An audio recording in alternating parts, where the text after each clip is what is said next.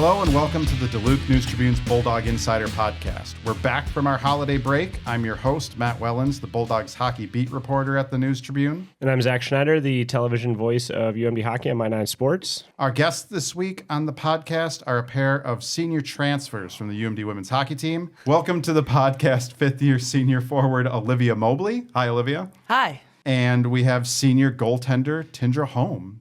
Hi. Hi, Tindra. Hi. So great to get both of you on. We're going to try and get a lot of the second half. Listeners, viewers are going to notice a trend. We're going to go a lot of seniors, transfers, and such like that, kind of looking back on college hockey careers and such. But first time we've had both of you on. Tindra, you spent the previous 3 seasons at Long Island University, 2-time NUHA goaltender of the year. You're on the all rookie team too, Okay, right? Yep. Okay. She won every award possible as a goaltender in 3 years, and that's why she transferred. Olivia didn't know that about Tindra? No, I did not. I don't Yeah. brag about it. Yeah, 2-time conference goaltender of the year. Tindra, take us through your path to UMD. Why leave Long Island? Besides, you won all the league awards that there were to win, apparently. And why'd you want to be a Bulldog? Well, it was honestly kind of a tough decision for me to make because I really liked being on Long Island. I have some of my best friends there. But ultimately, I felt like after the season that I needed another challenge because I feel like I'm nowhere from like being, done developing. And I figured that Duluth would be a great spot to develop. And I know Sodes, who played here before, she had only great things to say about it. And then Paula, who were here last year, is one of my best friends too. So she definitely helped. UMD has a really good reputation with Swedish hockey players, specifically anyone that's associated with the national team, doesn't it? Yeah, we like UMD.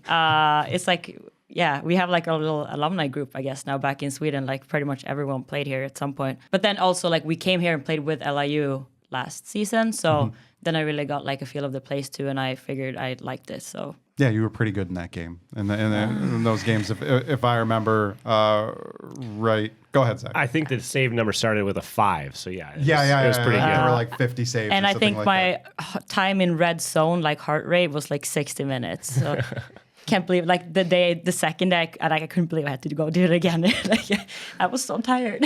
Oh no. Yeah. Oh no. Did UMD seek you out once you were in the portal, or did you kind of have a sense it was a decision between Long Island and UMD, or were there other schools involved in that process for you? Well, once I entered the portal, there was a couple of schools who reached out, but when UMD reached out, I knew like that's pretty much where, like, I know that's where I want to go. What went into the decision for you? Because at that point, I think Haley had left, and so they were looking for a goaltender. That's probably the timeline, but you knew that Ev was going to be here. And so leaving a place where you had established yourself, you were going to be, I assume, the clear-cut number one going into your senior year, to come to a place where you have a big competition and somebody else that you have to share the net with. What was that decision like for you as a goaltender? Well, it's tricky because like you never really know what's going to happen in the future, right? But I figured like I knew if I transferred here, I wouldn't play as many games as I probably would on Long Island. But just like the sense of like, being challenged every day, like in practice, like I think me and Ev, we really help each other in practice by like, if she makes a save, I want to make a save. So we're pushing each other. And I think that's where like a lot of my development this season has come from, just like competing with her in practice. Because I felt like in the previous years, like especially at the end, at Long Island, like I got a little complacent maybe because I knew that like, you don't want to do that, but that's kind of what happens when you know like you're going to get the start. So I think I just like, I was fine with not playing as much and like having to fight for my spot more because I think that's what like grows you. You mentioned that the series you played in Duluth against the Bulldogs when you were with LIU, you couldn't believe you had to go out and do it again the next night. And I think that's what the coaches, whether it was Haley and Av, now you and Av, that's what the coaches like, is that you don't necessarily have to send a goaltender out there to do all the work. So at this point in the season, has it been better where you kind of have that timeshare with Ev, or does your body feel better at getting to this point in the season that you're not out there every game and making 40, 50 saves a night? I think, well, it's also like a different team and all that. We have a really good structure in the D zone and all that too. But I think, and of course, you do want to play games like it. But ultimately, I think as like the season goes on, you feel like more motivated. Like my body felt fine at LIU too, but it's just like the mental aspect of it. I think because like now, whenever I do get a game, it's like kind of exciting and you get those like nerves. Like I used to have to like down, an energy drink and be like, oh, come on out, like here we go. Like I don't need that anymore. It's just like I'm ready to go when I get to start because it's like more rare. I don't know. It's hard to explain, but that's. What originally brought you from Sweden to Long Island? It was also Paula. Also Paula? Yeah, it was. I played in Sweden in SDHL, and I was pretty, like, I knew I wanted to go play college, but then also it was like I never really took the step to go do it. But then after, I think when I don't know, I was like 19 or so, Long Island reached out, and it was like pretty much the only school I ever talked to. I remember emailing a couple of schools and getting invited to some like summer camps, and I was like, I don't know. So LIU was like really my only option, and I'm really happy I went there. So we've talked to some Bulldogs who've gone on and played in the SDHL after their college career. What's it like for? I think Emma Soderberg played in there too. What is it like before? When you're in your teens playing in that league. How big of a challenge is that? I'd say. Well, it's hard. It's so long ago now, but it's a big challenge, and I think you grow a lot from playing with the older girls too. You get a lot of like experience just from hearing what they have to say. So I think you come into college being a bit more mature, having already played like pro hockey, senior hockey. Yeah, but it's challenging for sure. But you also like get a taste of what I think you come well prepared to college. What are the requirements then if you're a younger player playing in the SDHL?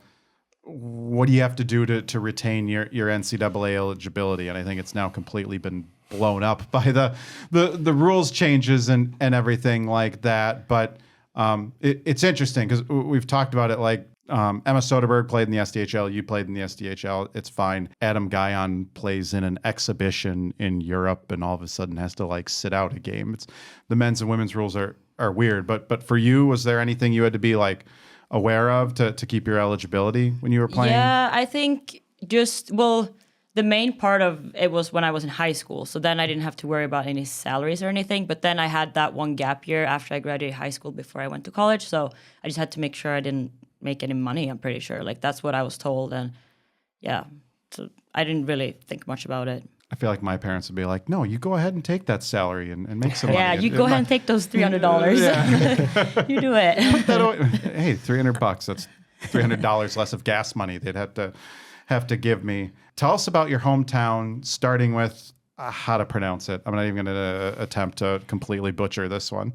We say Skellefteå.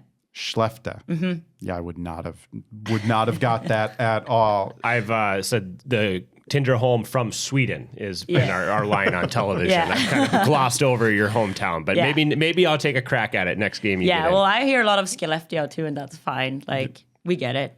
Yeah. We're international now over there too. So tell us about your hometown. Oh, it's up there, isn't it? It's up there. It's up there for sure. It's cold and dark and snowy, and then it's like I would say it's pretty similar to Duluth. Like it's like about 80,000 people who live there. It's in the north of Sweden, so we get a lot of snow. Gets dark in winter, right in the summer. Yeah.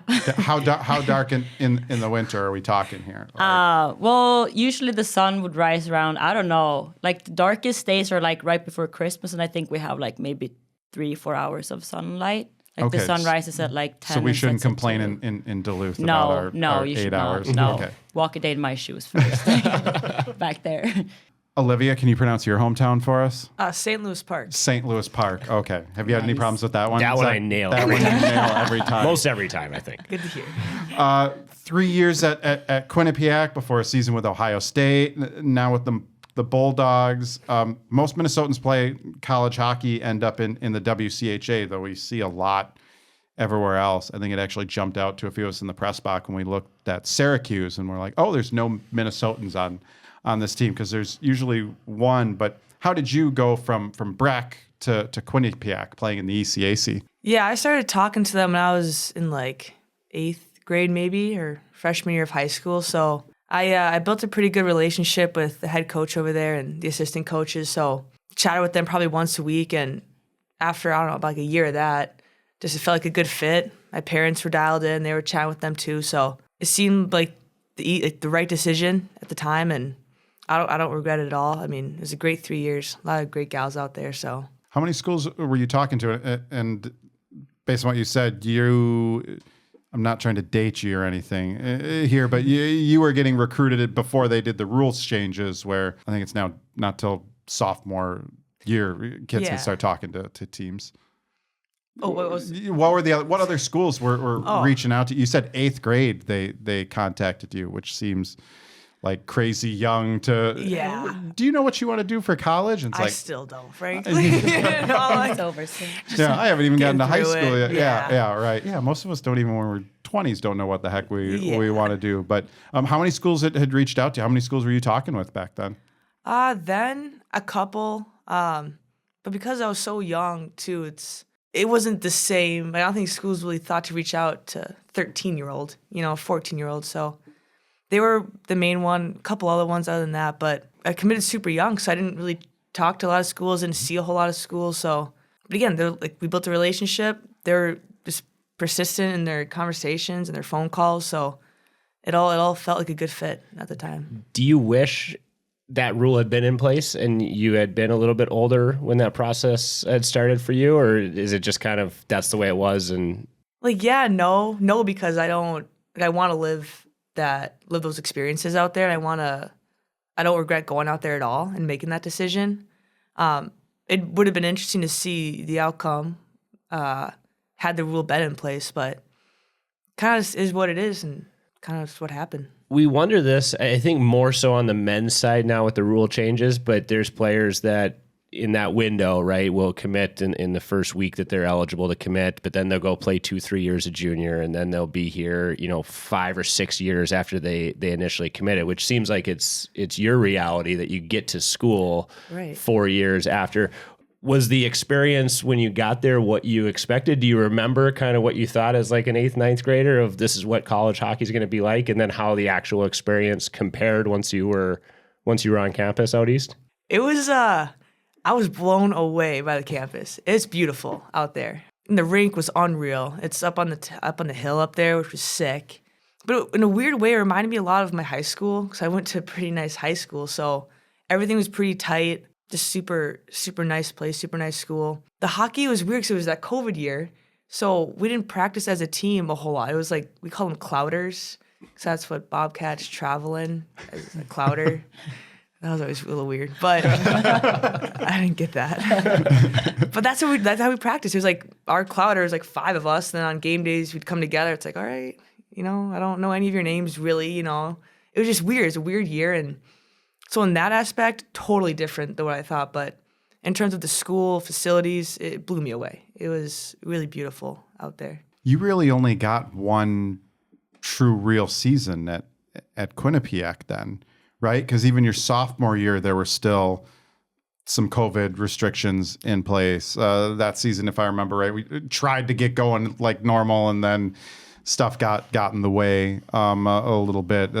It wasn't until your junior year there that you finally got kind of that first full real college experience, right? Yeah, sophomore year was still pretty good though too. Sophomore was good, okay. But I think, there may have been like some teams that got COVID, so it was a reschedule here and there. But no, sophomore and junior year were pretty dialed. Okay. Like good routines that way, whole team practices, which is cool. Are you thankful for this fifth year? You're part of that last group of players that came in as freshmen during that pandemic, and it's that crazy first year. A lot of people were just doing classes online. Oh, like you said, a lot of teams weren't even practicing in full and such. There are different restrictions everywhere. ECAC, good chunk of your league wasn't even playing your freshman season. How thankful are you for a fifth year to get 4 full years of college, college experience? Yeah, I'm super thankful. I'm glad that the NCAA decided to do that and give us that year. I know some of the Ivies didn't get that year back, but I'm really glad how everything kind of turned out. I'm glad where I'm at now, and yeah, I'm really thankful for that. Quinnipiac to Ohio State. You've been in the transfer portal twice now. Very familiar. Very familiar They with know my it. name. You know all the inner workings. Yep.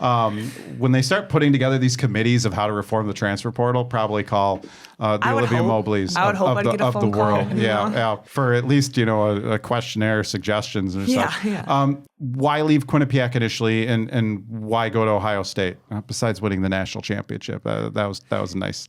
But what was your mindset going on there?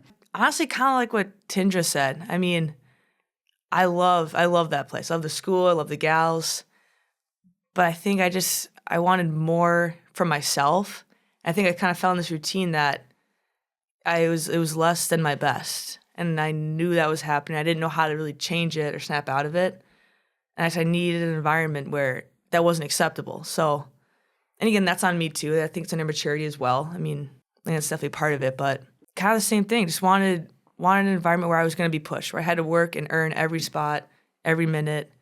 I definitely got that at Ohio, so that was good that way, but definitely a hard leave for sure. Yeah, and then you leave Ohio after 1 year, a national championship, super successful. I don't think anybody could have blamed you if you wanted to go back and make another run with that team, but you end up in Duluth. So what was that process like, leaving a championship team to come to Duluth to try to win one back-to-back individually, but with a new program? That was tricky because, like you said, like you could stick it out and try to make another run. You have a great group of gals, again, a lot of talent, but I don't think it was a good fit for me personally, just off ice. I want an environment where the team is close and where it takes all the gals. I want to be part of the fight for sure, and I think I missed out on some of that at Ohio, but I don't regret going there for sure because I learned a lot about myself as a person and as a player, which I think is really cool. But I want a different environment off ice, so kind of this whole thing, trying to still figure it out. And like I said before, I'm really glad that I ended up here because it has all of it. It has the gals off the ice, they're great. And on ice, it's just same thing. You got to work and earn everything. But that was just more culture piece where I wanted something different that way. Tindra mentioned that when LIU played here in Duluth, when she was on the team, that she kind of got to see UMD and maybe that opened up, hey, this is maybe somewhere that I could be in the future. When you were at Ohio State and you played UMD, did that feel ever that season like, oh, this is maybe somewhere that I could be? Or, you're from Minnesota, so I assume UMD had crossed your mind at some point. Yeah. Maybe it was quickly crossed off the list, 7-8 years ago when you were in the recruitment process. Right. But when you got to be at Ohio State and UMD was an opponent, was that the moment that triggered kind of UMD, or was it later once you entered the portal and you started those conversations? When was UMD an option for you? That was after when deciding to leave QPAC, they reached out right away. And I was debating between Ohio and UMD. And it was really hard to say no to UMD because just talking with Moore at the time and Coach Schuler, they're great people. They're great coaches. They're super invested in me as a player, but then in their program and what they were creating and building. So that was an option right after QPAC. I had them in mind. I was debating between those two schools. So then coming here and playing UMD, I definitely had that feeling like I couldn't believe that I was playing in UMD because I grew up here. I was just telling Tindra I'd come up here on the weekends in high school and do day trips and whatnot. So to be there, like to be here and play here with that Ohio team, it felt so cool being in that rink because I grew up on that, watching them. So definitely it was in the back of my mind a little bit. What attracted you to go to Ohio State? Obviously not the rink itself, the OSU ice rink. It's a tough rink. Obviously not that rink. And you had played with Quinnipiac at Ohio State one time, right? Yeah, Yep. NCAA tournament. So you knew what you were walking into there. I always joke with people that Nadine brings them to tour Columbus, recruits and transfers to tour Columbus, and they don't go to the rink. It's got to be the secret. What attracted you to Ohio State originally, that you picked them over UMD? I knew they were a program that was successful, obviously. And before I committed, there had been a couple other transfers that committed there. I think Barnesy, Bilka, Kinger, they all went there. So I knew we'd have a pretty good team. And I wanted to be a part of that, just to experience it, playing with all that talent. I thought that'd be so cool just to see what that'd be like. And talking with Coach Muzz, everything she said, she delivered on. And she made it, it's this competitive environment that she said, and you earn everything, and you have to work for everything and all that. So it was everything I needed or wanted to hear in the moment, and she was saying everything. So I think it was just that combination of that and just being able to play with all that talent. It sounded just kind of like a once-in-a-lifetime kind of thing, and I wanted to be a part of it, you know? Yeah, what was it like playing for Nadine Mazeral? She's definitely one of the more unique, intense coaches in women's hockey. Yeah. She's a good coach because she's successful and has been successful over the years. I think personally, I do well when coaches give me a lot of feedback, good, bad, or indifferent, and then I know I can go and talk to them, whether it's a play or nothing or something big or whatever. I think that communication piece is really important for me, and knowing where I'm at. Again, if it's bad, you're not playing this game, fine. But then let me know where I'm at and tell me why. And that's really important for me. And I think the lines got blurred, I think, a little bit in there. But from a coaching standpoint, practices were crazy intense. We skated all the time. We got fed really nice. That was pretty cool. That was awesome. I was going to say, what are the perks of playing at a Big Ten school? Not just any Big Ten school like Ohio State. They're at the top of the Big Ten for sure when it comes to resources. Yeah, I couldn't believe I was there. I couldn't believe it. It's just one of those moments like, wow, I can't believe there. Because you grow up watching the football too, and it's just, to be there is kind of surreal. But with that, their football team brings in all this money. So from a recovery standpoint, training standpoint, everything is just top of the line, super nice. Again, we got meals every day. So all those things were awesome. The rink was tough. The money never got around over there, but right, because for the women's hockey team, you guys, your locker room is actually in a different building. Yep. You got to walk outside to St. John Arena there, which begs me to my random question: like, what's worse, having to walk from? And you've done it both walks now. Yep. From the visiting team in an NCAA tournament, then as the home team, walking outside. Going from St. John Arena outside and then into the OSU or ice rink, or the visitors' locker room there where you got to go upstairs? I think it's worse making the long walk. The long walk is worse. It cuts your time in half, you know? Uh-huh. Visitor, you got to walk up the stairs. Yeah. But at Ohio, you had to walk up the stairs anyways there, so that one's not too bad. Plus, it's tight. You know, you're all in there. The other one, I think, was more spread out, like more corners, couldn't see everybody, so definitely the visitor locker room. In the rink. Tindra, as a goaltender, your thoughts on stairs? Well, my thoughts there was that it was pretty. I got down pretty quick down to the locker room because I slid. That's my only thought, really. It's tougher to get up. Felt like climbing Mount Everest, but. Yeah, when I was there for the regional last year and I'm looking at those stairs, I'm going, there's got to be an elevator or something for the goaltenders.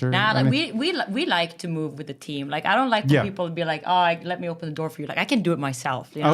Okay. That's where I go. But it's tough when you can't see your own feet, you know? Yeah. Yeah. They're down there somewhere.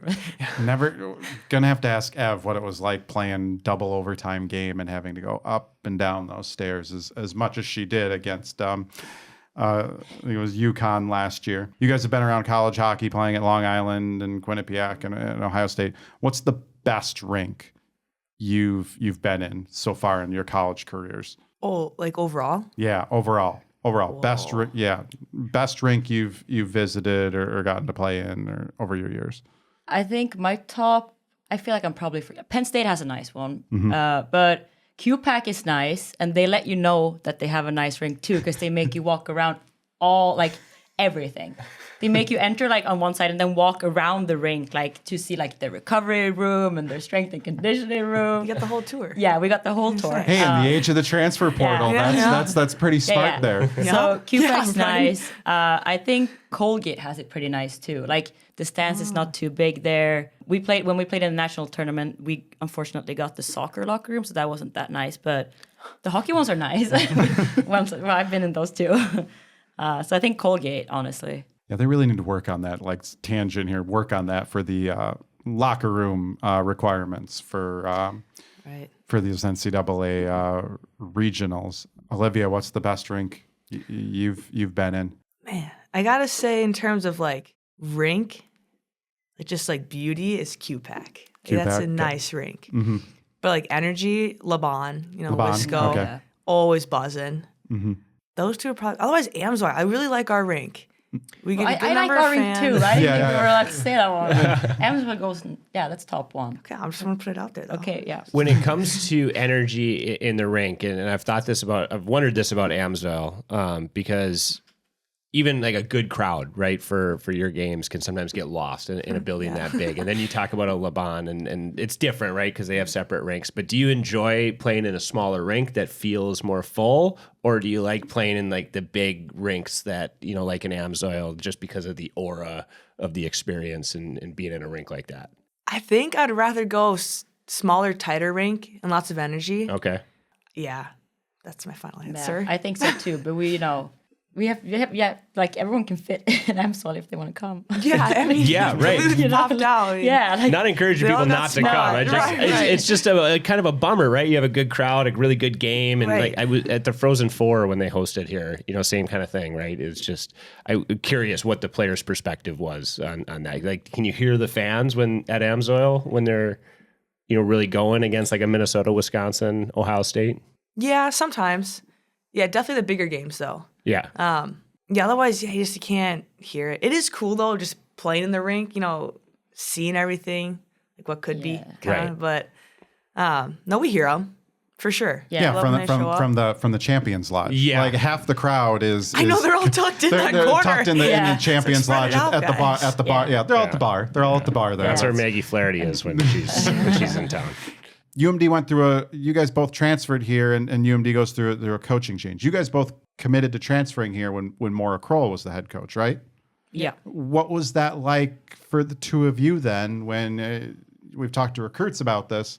I think as recruits, you're probably more committed to the program, but for transfers, take me through that perspective. What was that experience like during the coaching change here? Like, was Maura your first point of contact? How'd that all go? I think I personally chatted more with Coach Schuler. Okay. And I actually knew her because she came out to QPEC once, like a week or something, and was running practice. So I got known her, and she's a great coach. So when I heard that Maura stepped down, part of me was a little concerned just because, like, I mean, what's happening over there? But Schuler right away called and reassured me, like, no, we're still good, and so I chatted with her mostly. So I didn't really think too much of it because I knew that Shu was dialed with everything. Yeah, for me, I think, when we had that meeting, I was like, oh, here we go again, because I had a coaching change at LIU before too. Here we go. So I felt I had one every year except for one. But then again, I talked to Maura pretty much. Yeah, I was only talking to her really. But then she reached out pretty fast, and the captains too did a great job like reassuring everyone. And then for me personally, it was just like, well, yeah, like, do they still want me? And then like whoever the new coach is gonna be, like, are they still like? Because I know Ev's good. I knew Ev was good. So are they still gonna have this like philosophy of like kind of sharing, or is it gonna be like is it gonna affect my playing time? Like, went through my head for a little bit, but after talking to Shu, it felt pretty good. So Were you guys both like signed at that point, or was there any concern like, oh man, do I not have a spot on this team anymore? I don't remember. I had signed they were kind of stressing me to sign like right before that. So I think maybe they did that on purpose. I don't know. But I remember I had signed some papers before. I don't remember if I signed or not. But yeah, I didn't really think too much of it. Mm-hmm. I mean, Duluth is a strong program. They have been over the years, and Yeah, just of course, trust like the Maura was a process big there. part of building it, but it takes absolutely. a village. Is that what you said? Yeah. Were Quote you two involved? I think we've talked with like Clara and Nina, the leadership group, and talked to them about, they got on Zoom calls with the rest of the team and the recruits. And were you two, were the transfers included in some of those calls as they were going through I'm saying this in quotes, the search process to ultimately decide on the most obvious solution to the problem ever in hiring Laura Schuler? It felt like there were like, it was 5-6 weeks Maybe It not took quite long. that long. It was a no, long time, It was. though. It was It over. was, It was it over a was. month. Yeah. It was longer than this impatient hockey writer who likes his time off in the summers. Would have liked the search to take. Yeah, I think it was over a month because she left early May. And it might have dragged on, or she left late May, and I think it dragged on through all of June into July. Yeah. So did you two have contact with the players that were here, like some of the captaincy group, about like, hey, this is what's going on. This is like our culture. Or was it kind of you were not in that group yet? I think they chatted with us. I think we read a book over the summer, so we had like Zoom meetings, Yeah. Zoom calls like every month or so. that I was think cool. it got a pretty good, Plus, I think, and I don't know how the other gals feel, but like personally, it felt like this was an opportunity for this team to come together because there are a lot of transfers, a lot of first years coming in, and a lot of gals still there. So it felt like, obviously, unfortunate that Maura left, but in the same breath, it's like a cool opportunity that this group has to kind of rally around each other. And I felt that all summer that, like with the Zoom calls, the books and stuff, that we were building this thing together. Like we had to because we didn't have a coach at the time. So I definitely felt that sense of camaraderie maybe against the situation. What are the books? Can you share what the book? Was it like you were all reading the same, like a book club kind of thing among the team? Keep chopping wood. Yeah. That's And the I one. thought there's a lot of Keep Chopping Wood books out there. Let me tell you, because I started reading the wrong one first. But it was a good read. It was a It's like- quick read, Yeah, which I think helped. it was a quick read, and the point got across. Yeah. It's cool. It's a good read. Highly recommend. You've both been Bulldogs now for half of a season. What does UMD have, you feel, that other programs don't? What have you found here? I don't know what the other programs have, but I think what we have here is like we're a pretty small group, so we're all super tight. Like like that. That's new for me. Like with this small kind of group, and then I think we have a lot of grit in this group, a lot of resiliency.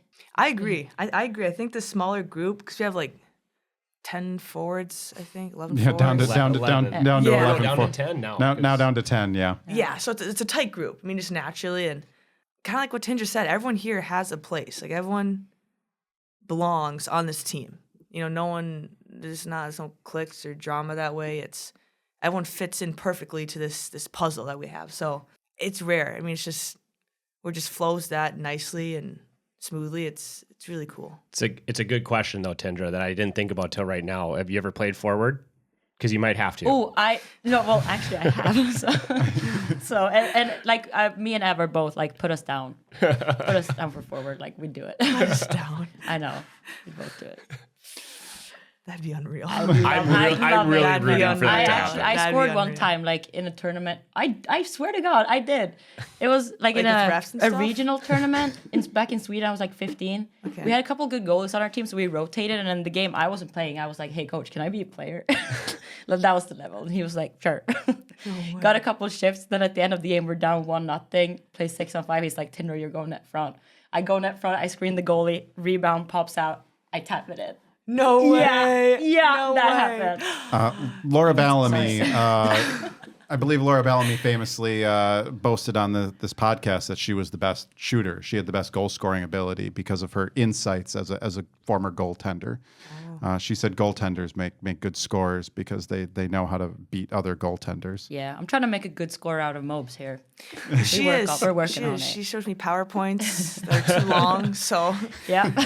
it's good. It's a work in progress. I don't want anyone else to get hurt, but I do want to see either Ev or Tindra play forward this season. Just play forward Yeah. for one game? Right. Okay. Oh, Okay. I would love that. It's kind of like we've been rooting for Joey Pierce on the men's team to play goaltender for one game Yeah. because he's played every other position.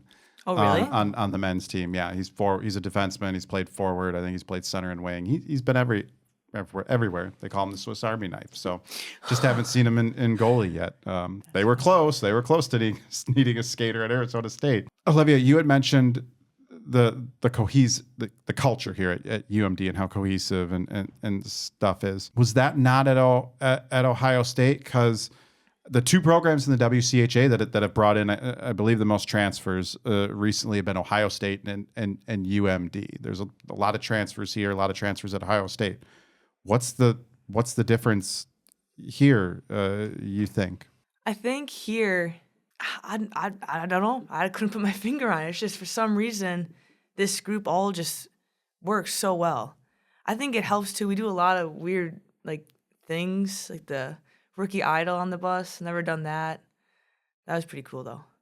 And a lot of other things. We write notes to each other on the weekends before games. That's pretty cool. Just to know that someone's watching you and has your back. We all have each other's back, but a little more focused. It was there at Ohio. It was a tight group again, but I think it got tricky for me personally because there's a lot of competition within the team, in a sense, because we were all so good, and if you goof up, then it could be your spot potentially. Whereas here, I mean, we try. You don't try to make mistakes, but if you do make a mistake, it's okay, and you bounce back, and that the gals have your back just as you have their back. So yeah, like people are happy with each other's success here. Like there's room for everyone to success, kind of thing. Yeah. Things get pretty intense when UMD plays Ohio State and Wisconsin and Minnesota. How has it been going from one side to the other in that rivalry? You were only there for a year. You've only been here for a half a year. Were you kind of ingrained in the Ohio State UMD rivalry and you had to switch gears, or was that you weren't there long enough? I don't think I was there long enough because, I mean, going back there, especially the first game and that soon after transferring, that felt crazy. And that was just weird. But I didn't know the history between the two teams. And so getting those wins obviously felt really good. But it was even cooler because from a team standpoint, it was so big for the team and for the program, which I hadn't even considered until after the games were over. So I felt that, and I felt how happy and how much pride everyone had for just UMD and Duluth after those wins. So I felt that from that aspect after the games. Based on both of your experiences in the transfer portal, and Olivia, obviously you're a frequent flyer, for sure. of the portal now. Lots of miles. What do you think needs to change about the process, or maybe nothing needs to change? What are your thoughts on the process? Credits. I think school credits have to get transferred because the way I look at it, it's all college. And if I took science here, I think it should count there. So I would change that. That school counts at all the schools, Yeah, it seems like you're willing to die on that hill. Oh, I've taken a lot of school. She's not wrong. I took like a bunch of Spanish credits from high school and brought them to college to Northern Michigan and trying to get it's a pain. All those credits that were they're technically from the University of Wisconsin-Oshkosh, trying to get them to Northern Michigan, and just trying to get those all to transfer was the hardest probably part of my 4 years at Northern Michigan, which not a really tough academic school, Northern Michigan, but and I didn't exactly work that hard, which is why I'm doing a hocky podcast now. With what a great advertisement for the college you went to. Yeah, sorry, Northern. You should write them a check now. Yeah, just say publicly it was okay. It was okay. It was okay. I didn't earn enough. I didn't get a career from Northern that earned me enough money to give them a donation back. You got to go to Michigan Tech for that. That's the smart school. Northern's the other one. But the transfer of credits. I think that's something a lot of people don't think about. When people are transferring, and it's easier when you're a 4-year, you graduated and you're just going somewhere for a graduate year. But you're working on, you told us before the podcast, double major in Spanish and marketing. That's right. Mm-hmm. Those are pretty generic majors that like every school has. Knock them out in 3 years, if you work hard enough. So, but we're gonna get her done this year. I think it feels good. Yeah, and for me, I think I graduated, so I didn't have that problem. I graduated my undergrad. Not to brag. You were only there for 3 years, got your degree, overachiever. Yeah. Okay. Now, I actually transferred credits from high school there, so that's why I could do it in 3 years. I didn't work that hard either. Anyway, but I think for the transfer portal, I think, I don't know, but just from coming from STHL, you could, talk to other teams while you're on a team, and I get that those rules are to protect the players to not be all over the place, but it'd be nice to have some kind of sense of if anyone is interested in you before you go in the portal, because it's you can't go back, you have to leave or like at least be like guaranteed to come back or something to like the same, because it's like, especially for a goalie too, like you don't know. Like I saw that like there was a lot of goalies in the portal, so I figured there'd be spots and stuff, but it's still like hard, you know, like there's like 2 or 3, maybe 4 spots on a team, and if no one wants you, it's like goodbye, you know. Goodbye and farewell. Go back home to where you came from. It's a risk to go into the transfer portal. A little bit. It's a big risk. I like maybe not like teams being able to like reach out like you know, here and there and all the time and everywhere, but maybe like You're there everywhere. but maybe have some kind of like, you know, maybe there's like you know, A way to flashlight, a team is interested. I don't know. a way to test the waters and see if something like that. Smarter people are gonna have to figure out how to do that We'll without leave it- there's gonna without be there leave it to being them. recruiting and tampering. There's going to be an That's app what for LIU. it soon. Yeah. Like if you both swipe left or something. then Exactly, it'll, like a little it'll be like the Tinder for the transfer Yeah, portal. Yeah. What advice would the two of you give other student athletes who are considering entering the transfer portal, thinking about it? I don't know. Maybe you can take this one. I think if you can graduate, first and foremost, graduate. Otherwise, I mean, if you're thinking about going to the portal, I say go for it. Obviously, Tindra sets a leap of faith. You don't know. You're in the dark. But I think if you're having those thoughts, you're missing something. And it may not be in the portal. It may be, but, like, you got to give yourself the shot, you know, to know that you left it on the line for you. So if Yeah. you're thinking about it, go for it. And know? For me, it was super hard to make the actual decision. I think the reason was because it's like you're making a decision to leave a place without knowing what's like behind this wall, kind of like. But once you enter the portal, it's like kind of fun again, because then you get attention and teams are reaching out and stuff. Like before that, it's just like kind of like a funeral. It's like well, that was what it was like for me. Like I had to tell my team like I'm leaving. Like I don't know where I'm gonna go. I'm leaving now. Bye and Goodbye and farewell. yeah. But then like, you know, it gets better. A lot of fans haven't been a fan of the portal because athletes just feel like they can leave for greener pastures, whatever their reason is. But for athletes, whenever we talk to the athletes that are part of the portal process and transferring like you two have been, it seems like it's a good thing. Can you imagine a world where the portal didn't exist and, you know, Tindra, you would have played this year at LIU, maybe Olivia, you stay at Quinnipiac for your whole career, or you have to go somewhere and sit out a year? I mean, how much better is it to have that option as players? And I get the fans' frustration with all the moving around, but as players, is it still a good thing at its core? I think so. Yeah, I think like I feel like if you want to switch, like Right. because I also like at the end of the day, like I think everyone wants to make the right decision. Like no one's committing anywhere thinking that they're gonna leave or Right. you know. But you can't know, and like if you're committing, like you committed super early. But even if you do commit like senior year of high school, it's like you're pretty young. Like you don't know much.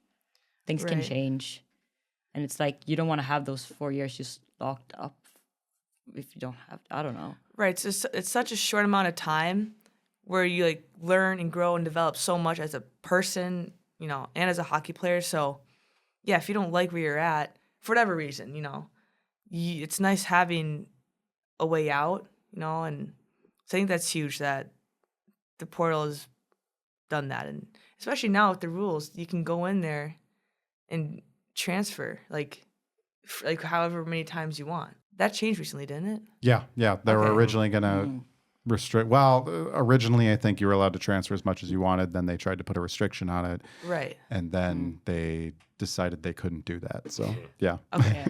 I get that it's like a lot of work for the coaches and stuff to be like a general manager and a coach and Right. keeping an eye at the portal all the time, but maybe like add another role for teams like a GM.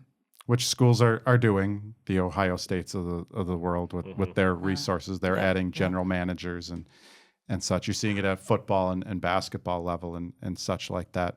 What do you both have? I know you still got a couple months here, long season to go here, but what have you both thought about what you're doing after college hockey? Can't play more than 5 years. Sorry, we know players that have tried. So close. Olivia, the lifelong college player, they don't let you do that for your career.